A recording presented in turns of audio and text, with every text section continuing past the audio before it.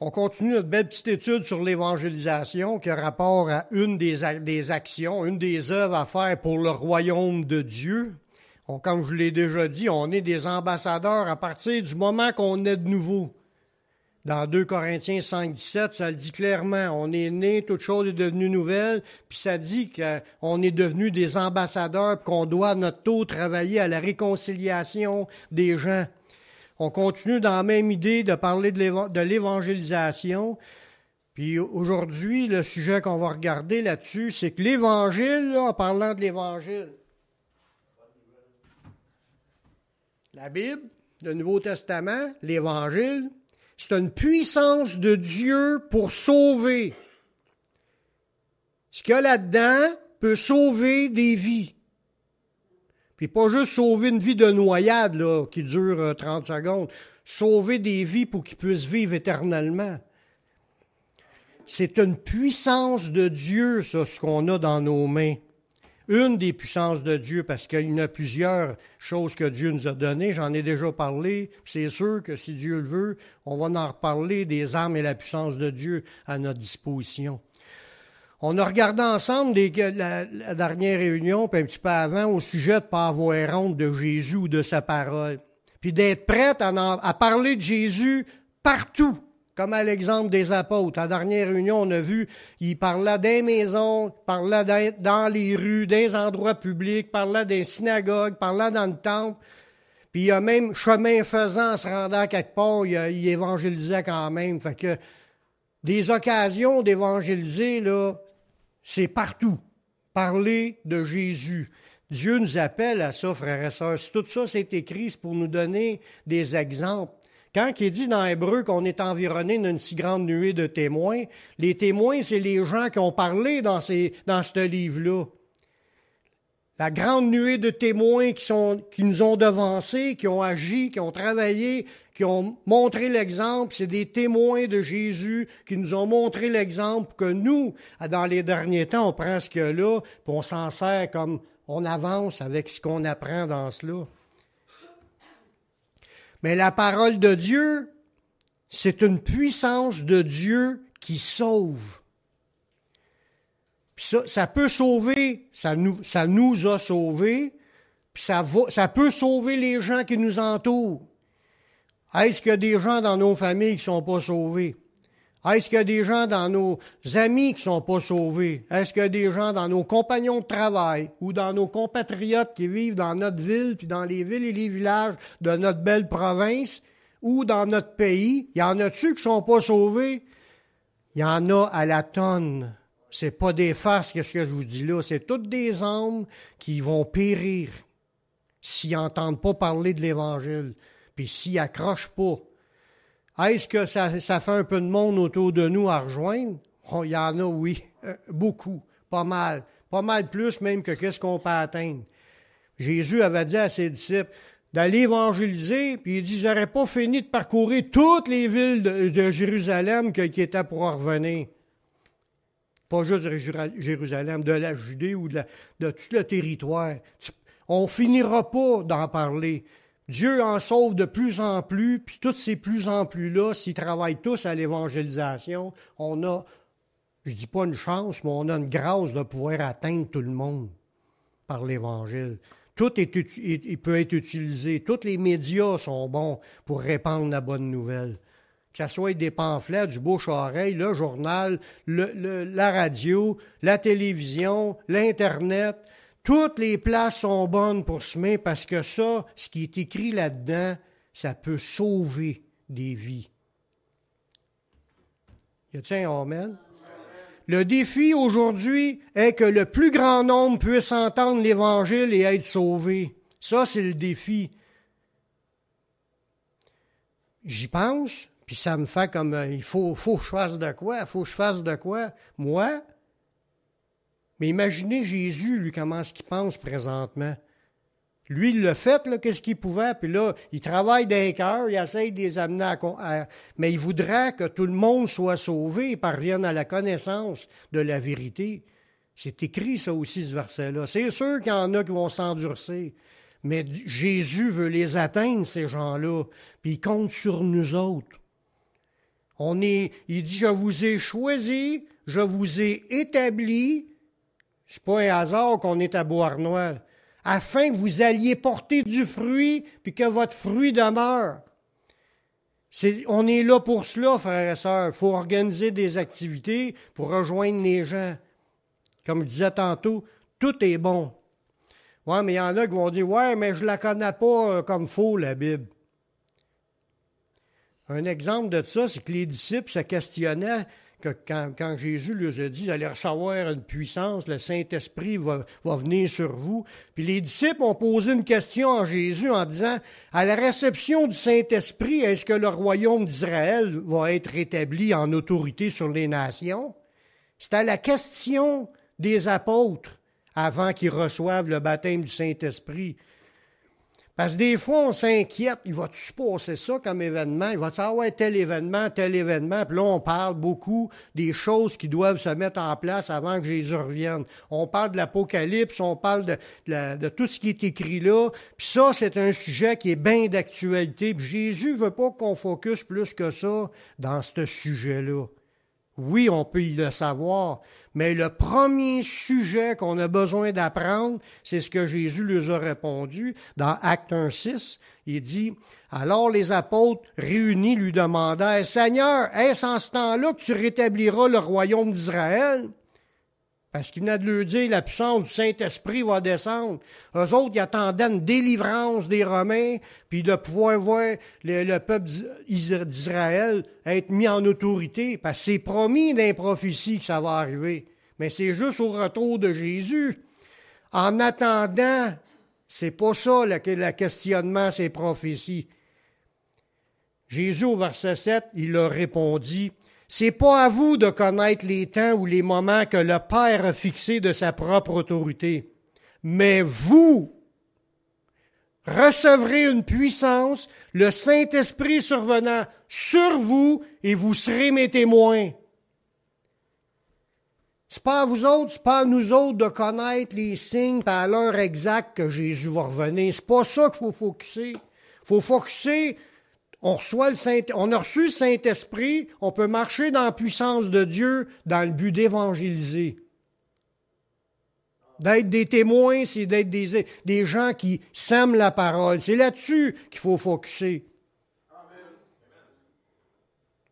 J'aimerais entendre plus d'Amen.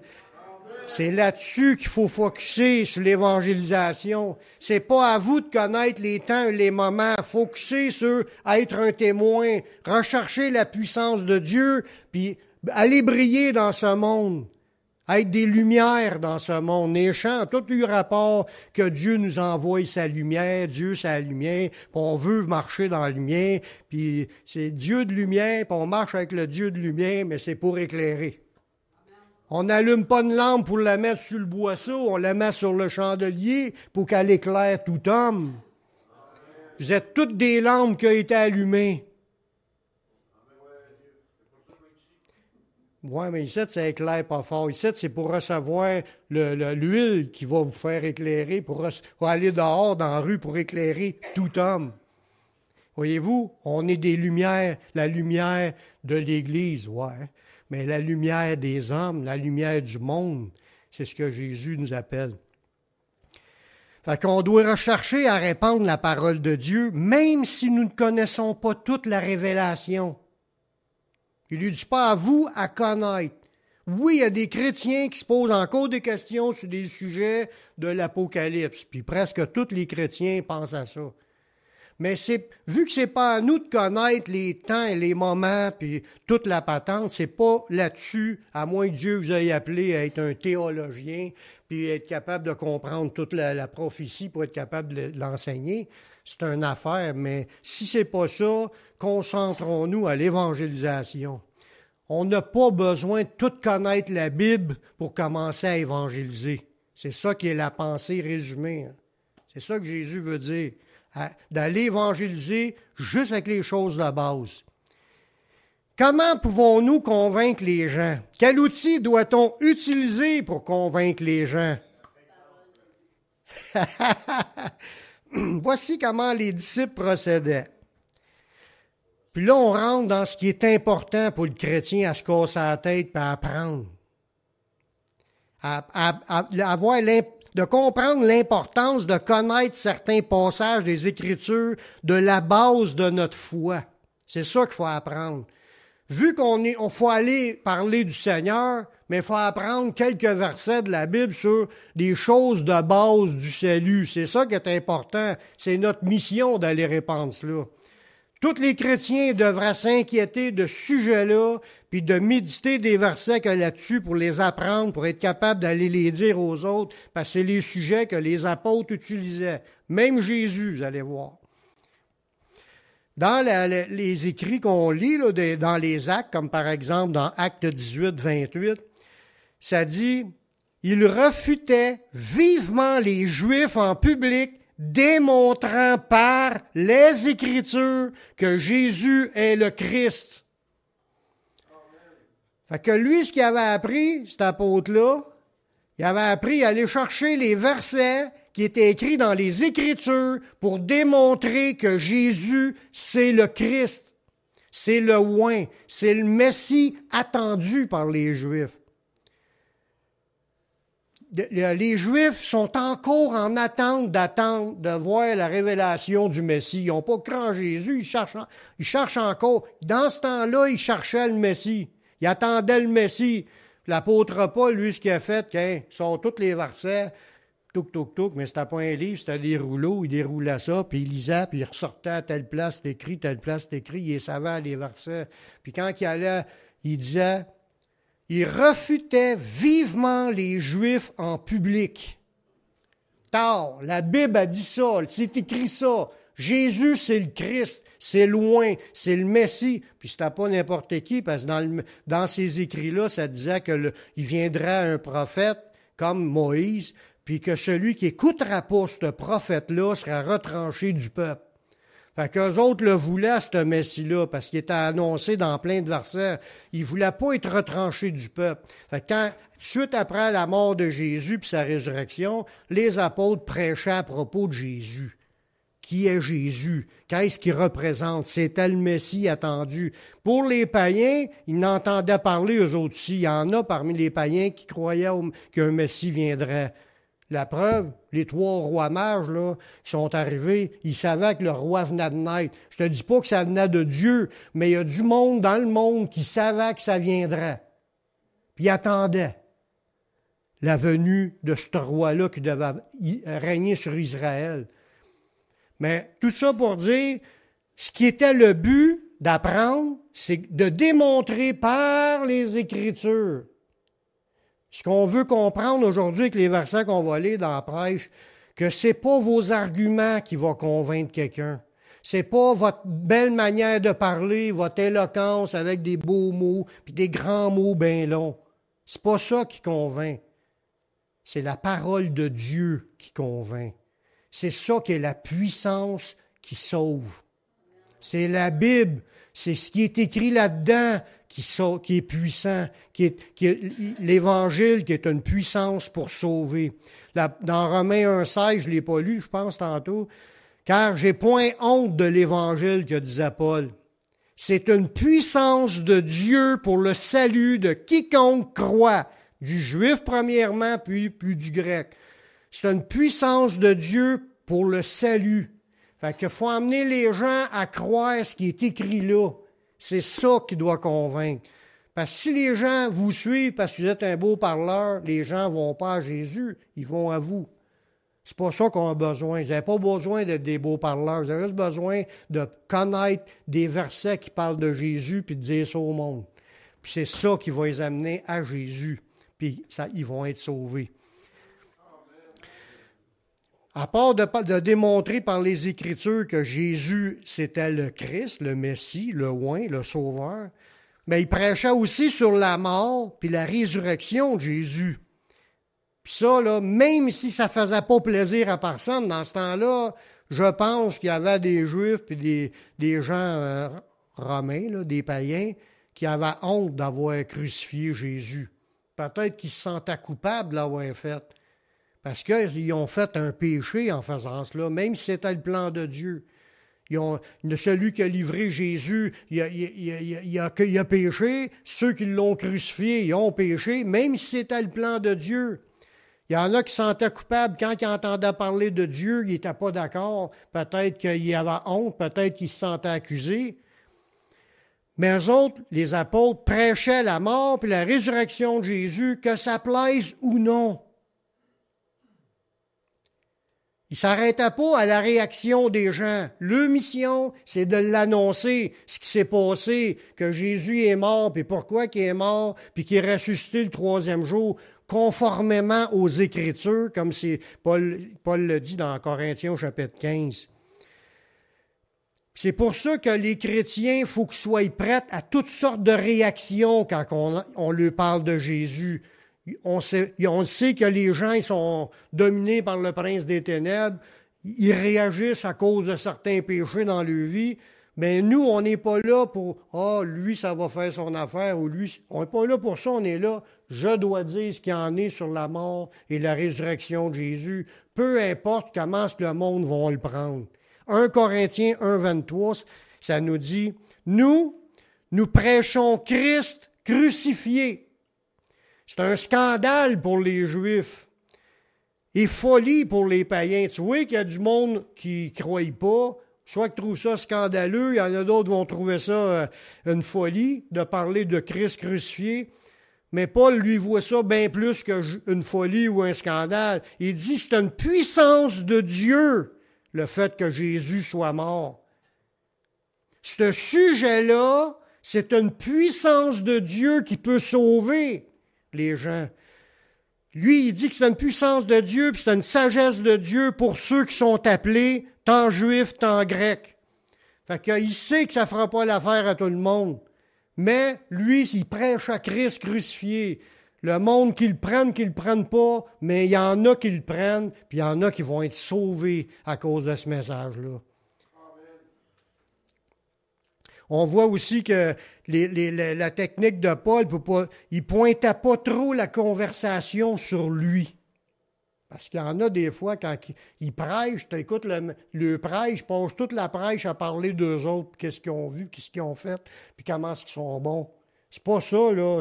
C'est pas de focusser sur nos œuvres, puis notre savoir, on se prêche pas nous-mêmes, là. On est là pour prêcher le Christ. Trop focusé sur nous, on amène les regards à un autre endroit qu'à Jésus. Mais il faut que tu parles principalement de Jésus. C'est ça qui était la technique.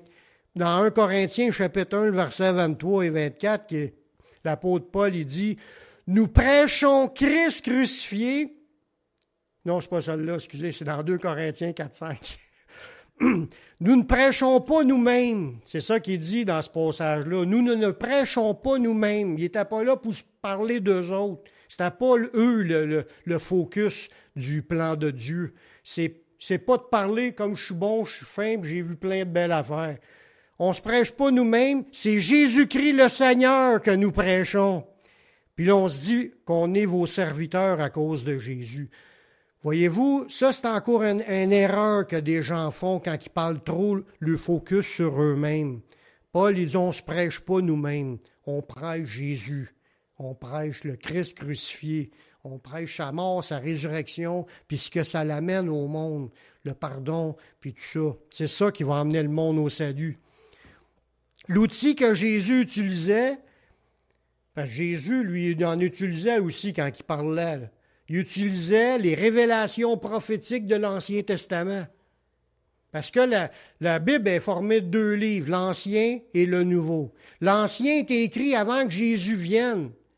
Puis dans l'Ancien Testament, ça parlait de Jésus qui viendra, du Messie qui viendra, qui mourra pour le pardon des péchés, qui ressuscitera, puis qui finira par régner. Puis ça disait plein d'affaires comme qu'il sera né à Bethléem, puis etc., d'une vierge. Puis il y en a plein de prophéties qui se sont accomplies, même des prophéties sur sa mort, qui sera pendu au bois, puis qu'il se fera tirer au sort sa tunique, puis qu'il se partagera ses vêtements. C'était toutes des choses écrites d'avance, puis qu'il donnera à boire du vinaigre.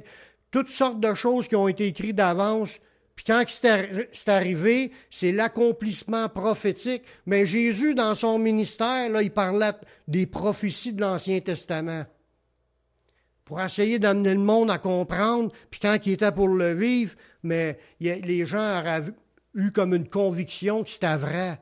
Comme le centenier qui était sur le bord de la croix, quand il a vu Jésus expirer, il a dit « Certainement, cet homme, c'était le Fils de Dieu. » Il y en a eu qui l'ont reconnu puis qui l'ont cru. Mais le point là-dedans, c'est que tout ce qui est écrit dans l'Ancien Testament comme prophétie qui parle de Jésus, c'est bon pour pouvoir annoncer le message de l'Évangile. Jésus s'en servait. Regardez dans Luc 24, le verset 25, Jésus s'en est servi pour parler à ses disciples. Il leur dit, « Ô homme sans intelligence », parce que là, il était ressuscité, puis il a apparu aux disciples, c'était les disciples qui s'en allaient à Emmaüs. Bon, ben, il dit, « Homme sans intelligence et dont le cœur est lent à croire tout ce qu'ont dit les prophètes. » Eux autres s'en allaient, là, puis ils pensaient que tout était fini, puis que ça n'avait pas marché. Il était découragé. Il ne croyait pas aux écrits, mais les écrits sont importants pour convaincre. La preuve, là, il continue à leur parler. Ne fallait-il pas que le Christ souffrit ces choses et qu'il entrât dans sa gloire? Et, commençant par Moïse et par tous les prophètes, il leur expliqua toutes les Écritures, dans toutes les Écritures, ce qui le concernait. Voyez-vous, Jésus a ressorti toutes les prophéties de l'Ancien Testament pour pouvoir les expliquer. Regardez, il s'est passé ça, c'était écrit ça, ça s'est passé, c'était écrit ça, ça s'est passé. Il a tout ressorti ces enseignements-là pour convaincre ces deux personnes-là. Fait que les écrits prophétiques de l'Ancien Testament sont bons pour convaincre puis affirmer les gens, pour les amener au salut, pour les amener à croire, pour les amener à s'affirmer, pour être solide dans le Seigneur. Puis en passant, dans le temps de Jésus puis des apôtres, il y avait juste l'Ancien Testament comme écrit. Fait que tous les enseignements des pasteurs de ce temps-là, ça prêchait à partir de l'Ancien Testament, puis ils ramenaient les points d'enseignement de ce qui était écrit pour les amener à comprendre que c'est vrai, Jésus, ce qu'il a vécu, puis tout ce qu'on... Même le choix des disciples, là, pas des disciples, d'un disciple, quand il a remplacé Judas, ils sont basés sur des écrits. Il y en a un qui a levé son talon, ben ça c'était écrit dans l'Ancien, puis ça dit que sa maison devienne déserte, puis qu'un autre prenne sa charge. Il sortait des versets de l'Ancien Testament pour remplacer Judas. Mais il se basait sur les écrits de l'Ancien pour trouver un sujet prophétique qui les aiderait à les guider dans le nouveau, dans la nouvelle alliance, dans le temps de l'accomplissement des prophéties. Voyez-vous?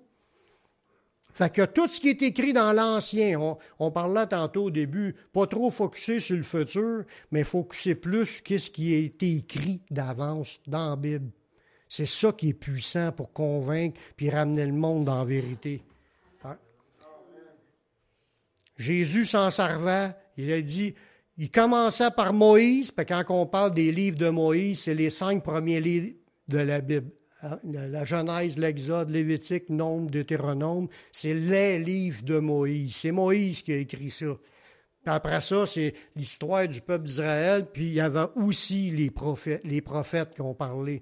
Puis les prophètes, Moïse en a parlé de Jésus, puis les prophètes aussi. C'est toutes les révélations sont bonnes pour convaincre, pour amener les gens à Jésus.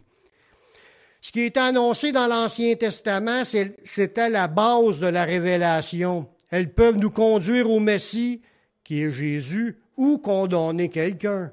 Même dans ce temps-là, le Nouveau Testament n'était pas écrit, puis les gens étaient déjà sans condamnation à cause de ce que Dieu avait déjà déclaré. Puis Jésus s'en est resservi dans ses prédications aussi, quand il parlait au monde. Des écrits d'Anciens qui est important pour le salut. Alors, regardez bien comment est-ce qu'il a sorti ça, c'est dans la parabole du mauvais riche puis du pauvre Lazare, dans Luc 16, le verset 27. Dans cette histoire-là, c'est que le Lazare et le mauvais riche sont morts tous les deux. Il y en a un qui servait le Seigneur, puis l'autre, c'était un riche qui vivait dans l'abondance, puis il ne se souciait pas des autres. Il y en a un qui est mort, puis il était sur le bord des pardonnés, puis l'autre, il est mort, puis il était sur le bord de ceux qui étaient tourmentés. Puis là, celui qui est tourmenté, il voit de loin Abraham, puis il commence à lui poser des questions. Ça, c'est un enseignement de Jésus. Il dit, je te prie donc, Père Abraham, d'envoyer Lazare, parce que là, celui qui est à mort pardonné, lui, il voulait que lui ressuscite, puis que là, il va pouvoir être un témoignage pour convaincre les gens. On va voir que Jésus ne se fie pas au miracle pour convaincre dans ce verset-là. Lui, le mauvais riche, il demande, je te prie donc, Père Abraham, d'envoyer Lazare dans la maison de mon père, car j'ai 5 frères. C'est pour qu'il leur atteste ces choses afin qu'ils ne viennent pas dans ce lieu de tourment. Abraham répondit, ils ont Moïse et les prophètes. C'est quoi ça, Moïse et les prophètes? C'est les écrits de l'Ancien Testament. Ils ont les écrits de l'Ancien Testament, qu'ils les écoutent. Ça veut dire que Jésus a dit, je ne ferai pas de miracle en ressuscitant Lazare pour essayer de les convaincre. J'ai déjà donné ma parole, qui est l'Ancien Testament, qui croient ce qui est écrit là, puis ils vont être sauvés. Abraham répondit, ils ont Moïse et les prophètes qui les écoutent. Et il dit, non, Père Abraham, mais si quelqu'un des morts va vers eux, ils se repentiront. Puis Abraham lui dit, s'ils n'écoutent pas Moïse et les prophètes, ils ne se laisseront pas persuader, même si quelqu'un des morts ressuscitera. Puis Jésus lui-même est mort, puis ils n'ont pas nécessairement cru. Il a ressuscité, puis ils n'ont pas nécessairement plus cru en lui. Ce n'est pas les miracles qui vont amener la conviction pour marcher avec le Seigneur.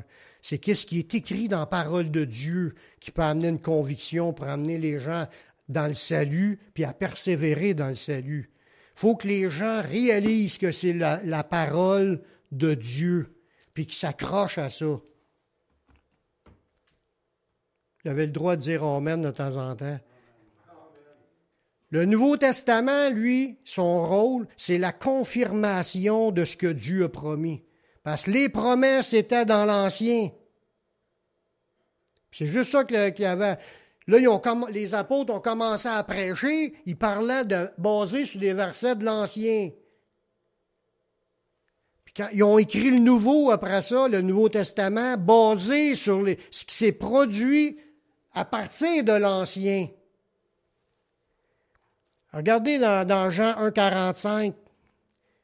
C'est à quoi le pensée des disciples dans ce temps-là. Philippe rencontra Nathanaël et lui dit, « Nous avons trouvé celui que Moïse a écrit dans la loi et dont les prophètes ont parlé, Jésus de Nazareth, le fils de Joseph. » Il dit, « On a trouvé celui que Moïse a parlé et que les prophètes ont parlé. » Fait que les écrits prophétiques de l'Ancien Testament, c'était une preuve assez grande que du monde croyait à ça, là, puis l'attendait. Puis quand ils ont vu Jésus, on cru en lui, parce qu'ils étaient convaincus que c'était la parole de Dieu qui est en train de...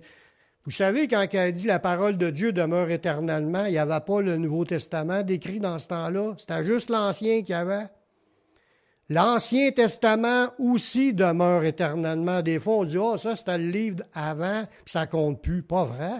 C'est un livre éternel, l'Ancien Testament. Ce qu'il y a décrit là-dedans, tu peux retrouver tous les messages qui annonçaient la venue du Messie. Puis c'est du Messie, de Christ, qu'on doit prêcher. Fait que si on veut en chercher des affaires, on peut déjà avoir plein de versets de l'Ancien qui servent à convaincre que c'était écrit avant qu'il arrive. Quand il est venu, ça a accompli ce qui était écrit d'avance. C'est ça qui est la grandeur de la puissance de Dieu. D'annoncer les événements d'avance, puis là, ils s'accomplissent par après. C'est ça qui démontre comment Dieu est grand. C'est pas de ressusciter un mort. Parce qu'il y en a qui vont encore douter en disant « Il n'est pas vraiment mort. Il n'était pas vraiment mort, il était juste dans le coma. » Il peut y avoir des doutes sur n'importe quoi. Mais si la Bible affirmait quelque chose dans le passé, puis ça s'est accompli exactement comme Dieu le dit, ça, c'est puissant. Fait que, il se basait sur l'Ancien, puis il était content d'avoir trouvé celui qui était écrit à propos de lui dans l'Ancien. Lorsqu'on parle du Seigneur, on peut aussi parler de nos témoignages. Comme je disais, on ne focus pas sur nous, mais il y a des choses peut-être que vous avez vécues avec Jésus qui peuvent être un impact sur les gens. Comment est-ce qu'on était avant? Comment est-ce qu'on a rencontré Jésus? Ou qu'est-ce que Jésus a fait dans notre vie? C'est des choses de base, là, encore, qui nous ont amenés à croire, puis ça peut être bon pour témoigner. Parce que Jésus, il a encouragé quelqu'un à le faire, puis ça doit nous parler aujourd'hui. Dans Marc 5, 18, là, Jésus venait de délivrer le démoniaque, celui qui avait 2000 démons en dedans de lui. Puis là, ça nous dit, comme il montait dans la barque, Jésus montait dans la barque, celui qui avait été démoniaque lui demandait la permission de rester avec lui. Lui, il voulait suivre Jésus. Il venait d'être délivré, puis il était libre, il pouvait vivre une vie normale. Là, il voulait suivre Jésus, puis Jésus ne lui permit pas. Mais il lui dit, « Va dans ta maison, vers les tiens, et raconte-leur tout ce que le Seigneur t'a fait et comment il a pitié de toi. » Fait que notre témoignage peut être bon aussi pour parler. J'ai vécu ça, Dieu m'a parlé, Dieu m'a montré telle affaire. Bon, mais toutes ces affaires-là, ça peut être des bonnes affaires aussi pour évangéliser. Amen.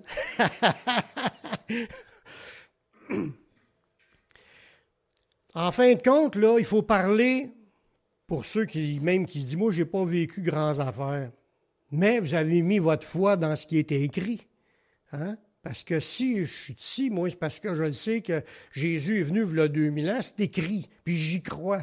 Je le sais qu'il est mort sur la croix pour pardonner mes péchés, puis il donne la vie éternelle à ceux qui mettent leur foi en lui, puis tout ça, on le sait. Puis on y a cru parce que c'était écrit. Moi, c'est parce que c'était écrit. C'est pas parce que quelqu'un me l'a dit. C'est parce que ça venait de la Bible que j'y ai cru. Fait que c'est ça qui est important d'annoncer. Parler de ce qui est écrit. Parler de ce que la Bible dit sur Jésus. Tu peux parler de ses attributs, tu peux parler de sa grandeur, tu peux parler de sa volonté, tu peux parler de ce qu'il a dit, puis ce qu'il a fait. Jésus a fait, il était la lumière du monde, il a fait tout ce qui était possible pour démontrer qu'il était le Messie. Parce qu'il a fait des miracles. Il a tellement fait de miracles que Jean a dit, je pense pas que la terre pourra contenir tous les livres qu'on écrira sur Jésus. Il y a eu tellement d'événements pour convaincre les gens, parce qu'il a mis le paquet à travers de son Fils pour qu'il se passe une action tellement surnaturelle qu'on en parle encore 2000 ans plus tard. Amen. Fait que Paul, lui, dans sa technique, c'est ce qu'il faisait. Dans Romains 1 à 4, ça dit, quand il explique ça, il dit, Paul, il dit, je suis serviteur de Jésus-Christ. Lui, il se considérait comme un serviteur. Puis le mot que là veut dire esclave. Lui, il se considérait comme un esclave de Jésus. J'ai été appelé pour être apôtre. Il a été mis à part pour annoncer l'évangile de Dieu. Paul savait, il avait entendu le verset que j'ai lu tout à l'heure au début, afin que tu leur ouvres les yeux pour qu'ils passent des ténèbres à la lumière de la puissance de Satan à Dieu, pour qu'ils reçoivent par la foi en mon nom le pardon des péchés et l'héritage avec les sanctifiés. Paul l'avait entendu de Jésus lui-même. Fait que lui dit, j'ai été mis à part pour annoncer l'évangile de Dieu. L'évangile, c'est ce qui est écrit dans le Nouveau Testament. La bonne nouvelle que Jésus est mort pour pardonner nos péchés, puis il est ressuscité pour nous montrer qu'il y a une vie éternelle. Il dit, mis à part par Dieu pour prêcher l'Évangile qui avait été promis auparavant de la part de Dieu. Où ça que ça avait été promis? Dans l'Ancien Testament. Il référait à ce qui était écrit dans Moïse puis dans les prophètes.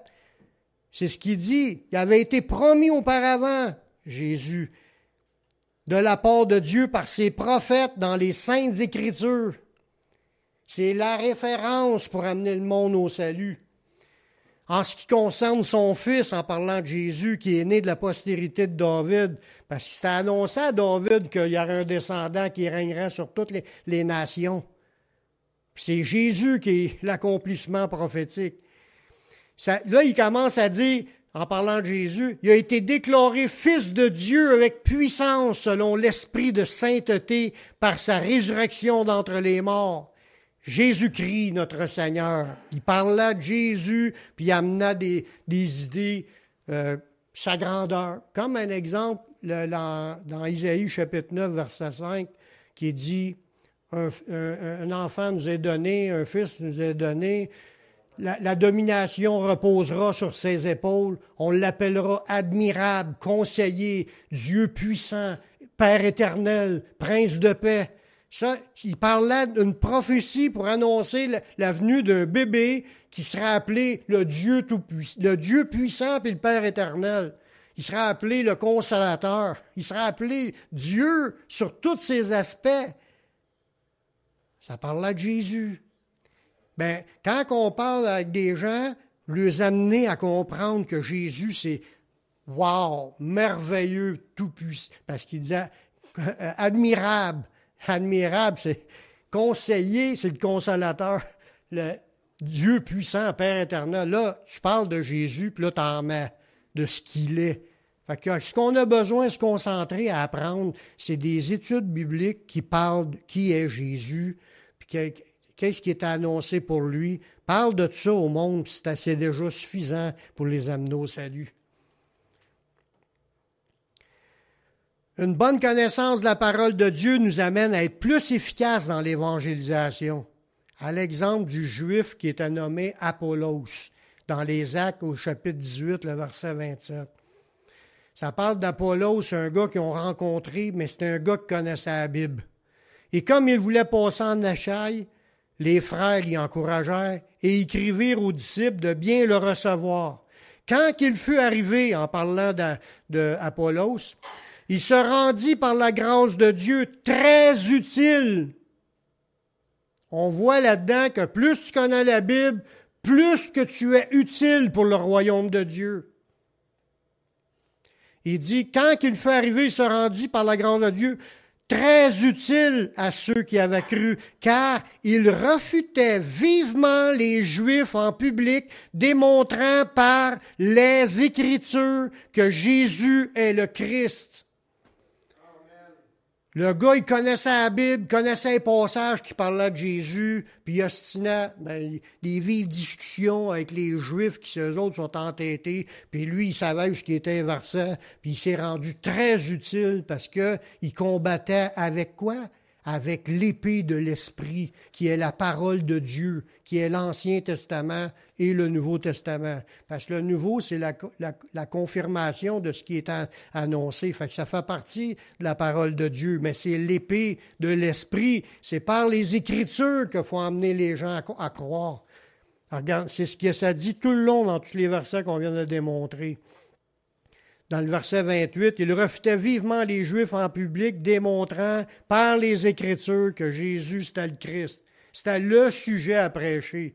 Parce que les gens peuvent savoir la création, peuvent savoir l'Apocalypse, peuvent savoir toutes les histoires qui se passent dans le monde, mais si tu ne sais pas que Jésus est mort, puis qu'il était ressuscité, puis que c'était pour le pardon des péchés, puis que c'était annoncé par Dieu, puis c'est ça l'Évangile, si tu ne sais pas ça, tu ne peux pas être sauvé. Même si tu sais tout le reste. C'est le sujet que les gens ont besoin d'apprendre. Des gens qui sont comme Apollos, qui refutent vivement les gens en leur démontrant « il est écrit telle chose, il est écrit telle chose, il est écrit telle chose ». Les évangélistes sont importants. Des églises devraient s'accroître afin d'être capables de soutenir ceux qui annoncent la parole de Dieu. Parce que c'est notre raison d'être.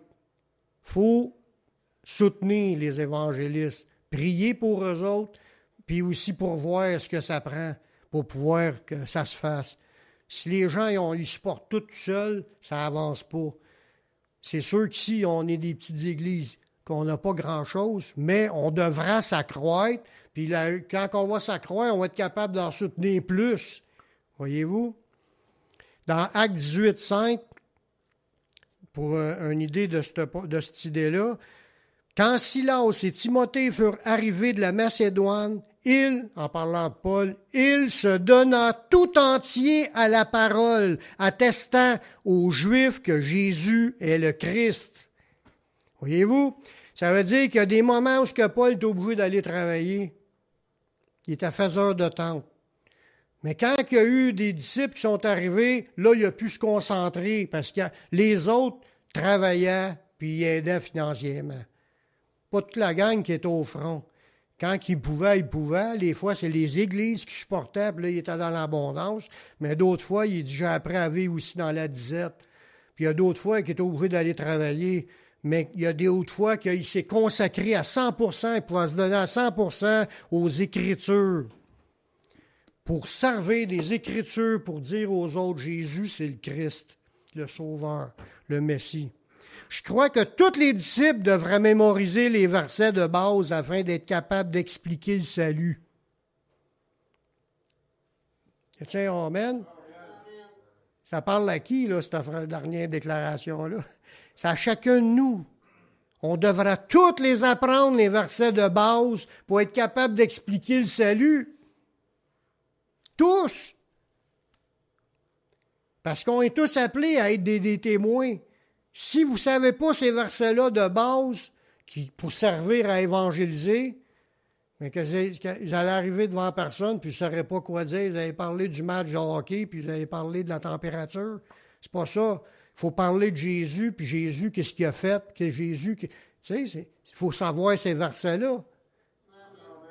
C'est vrai ce que je vous dis là. On peut savoir par cœur tous les lutteurs, le pédigree des lutteurs avec le poids, puis le victoire, puis le médaille, puis ce qu'ils ont fait, puis quel match qu'il y a eu avec l'autre. On sait toutes bien des affaires par cœur. Puis on ne sait même pas le nom des 12 apôtres, ou on ne sait même pas ce que Jésus a dit, ou ce qu'il pourra... ce que je dis là, frères et sœurs, on est tous appelés des ambassadeurs. Il faut qu'on les apprenne, ces versets de base-là, pour être capable de ramener ça quand tu parles à quelqu'un. Moi, je dis un amen là-dessus. Je veux savoir. Puis je finis avec un dernier verset. L'importance dans notre témoignage, c'est qu'on demeure biblique. Parce qu'il y en a qui prêchent toutes sortes d'affaires, là, des vidéos qui se promènent sur Internet, toutes sortes d'affaires. Puis ça vient des chrétiens aussi. C'est tout du fake, c'est tout faux. C'est pas biblique. Il faut se concentrer plus sur les versets de la Bible que sur les vidéos. Il y a trop d'affaires qui mêlent le monde, puis c'est pas le sujet important. Le sujet important, c'est Christ crucifié pour le pardon de nos péchés. C'est ça le sujet important, puis savoir où sont écrits les versets pour pouvoir les dire aux gens. Je finis avec Acte 26, le verset 22. Paul, il dit, « Mais grâce au secours de Dieu, j'ai subsisté jusqu'à ce jour. » Fait qu'il glorifiait Dieu d'être encore vivant malgré tout le nombre de fois qu'il a pu exposer sa vie puis risquer de mourir. Puis il rend la gloire à Dieu pour ça. Il dit, j'ai subsisté jusqu'à ce jour, rendant témoignage devant les petits et les grands. Lui, que tu sois un roi, que tu sois César, que tu sois Ticoun à quelque part, lui, il n'y a pas de différence. Il parle de Jésus à tout le monde. Sans se laisser intimider. Mais ce qu'il a rajouté, ça aussi, c'est important. Il dit, j'ai rendu témoignage devant les petits et les grands, sans m'écarter de rien de ce que les prophètes et Moïse ont déclaré et de voir arriver, savoir que le Christ souffrirait et que ressuscité le premier d'entre les morts, il annoncerait la lumière au peuple et aux nations. Amen. Ce qu'il dit là, il n'allait pas plus loin de ce qui est écrit, puis son sujet principal, parler de Jésus, sa mort, sa crucifixion, sa résurrection, puis ce que ça l'apporte au monde. C'est ça qui est le sujet qu'on a besoin d'apprendre, frères et sœurs. Puis là, on va commencer à être plus efficace dans l'évangélisation. Amen. C'est pas moi qui invente ça, c'est tout écrit là. S'il y en a qui veulent les feuilles avec tous les versets, je peux vous en faire des copies. Là. J'en ai 2 qui me les demandent. Mais si Dieu le veut, je vais monter un petit cours là, avec les versets qui parlent pour les choses qu'on a besoin de savoir. On veut savoir ce que c'est écrit qui est mort pour pardonner nos péchés. Puis dans l'Ancien Testament, comme dans le Nouveau Testament, les versets de base pour le salut que tout le monde devrait savoir. Il y en a qu'on les a entendus, mais êtes-vous capable d'aller le montrer à quelqu'un que dans Romains 3, 23, c'est écrit « Car tous ont péché puis ont privé de la gloire de Dieu ». On sont privés de la gloire de Dieu parce que tout le monde est dans le péché. C'est écrit. Puis si tu le montres, les gens, il va se passer de quoi dans leur cœur? Ça fait eux se dire. Mais si tu leur montres que c'est écrit, comme vous avez remarqué, quand je prêche, je vous montre tous les versets. Ça peut avoir un impact à cause des versets, pas à cause de ce que je dis, à cause des versets. Parce que je peux dire un paquet d'affaires, puis si c'est pas écrit, ça ne sert pas à grand-chose. Vous allez dire, hey, c'est un beau parleur. Mais si c'est écrit, la parole de Dieu, c'est une puissance de Dieu. Elle ne fait pas juste sauver, là. Parce qu'il y a d'autres versets, elle dit qu'elle peut convaincre, elle peut corriger, elle peut instruire dans la justice. Puis elle donne des convictions de péché. Tout est là, c'est la puissance de Dieu, c'est les versets qu'on a besoin d'apprendre pour pouvoir l'annoncer au monde. Amen. On va prier. Seigneur, je te remercie pour ta parole que tu nous as donnée, ta parole éternelle, ta parole vivante, permanente, qui vient de toi. C'est tes écrits. Tu veux nous apprendre à la connaître. Je te demande de te révéler à chacun de nous, puis de nous donner d'être investis, s'investir, à l'approfondir, à la méditer, à vouloir l'apprendre, pour avoir des outils dans nos mains pour parler aux gens, pour leur parler de ta parole et ce que tu as fait. Je te remercie, Seigneur, de te révéler à chacun de nous, continue à nous fortifier, à nous affermer, pour nous rendre inébranlables et surtout pour qu'on porte beaucoup de fruits. Je te prie dans le nom de ton Fils Yeshua. Amen.